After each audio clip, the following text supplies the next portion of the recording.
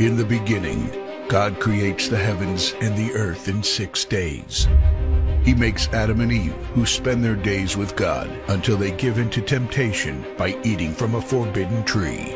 Sin enters the world, and things get so bad that God floods the earth and starts over with Noah and his family. Years later, God calls Abraham to follow him with the promise to make Abraham the father of a great nation. Abraham obeys, and God gives him a son, Isaac. Isaac's son Jacob has 12 sons. Joseph, Jacob's favorite, becomes second in command of Egypt. God uses him to save his entire family and Egypt from starvation. Hundreds of years later, the Israelites are slaves in Egypt. Moses is called to lead the Israelites out of slavery. Joshua takes over after Moses and leads the people into the promised land.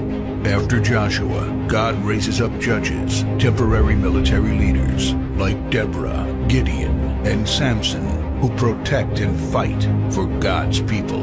The people tire of this leadership, and they call for a king.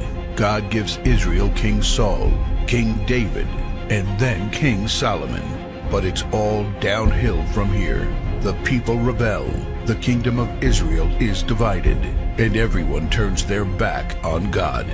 Prophets like Elijah, Isaiah, Micah, and Jeremiah warn that if people don't repent of their sins, there will be consequences.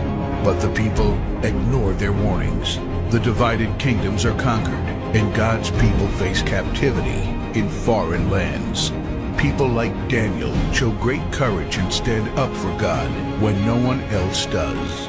Some of the exiled people return to the promised land, but for 400 years, God is silent.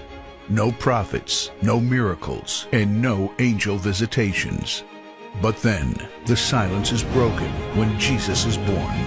He lives a perfect life, teaches truth, and performs miracles, proving He is God. He shows us the full extent of God's love by taking our place and dying on the cross for our sin. He is placed in a grave, but 3 days later, Jesus rises again, conquering sin and death. His followers travel the world, sharing the good news of His love. We now are part of this story and share His love, because one day He will crack open the sky and He will return. It's the greatest story ever told.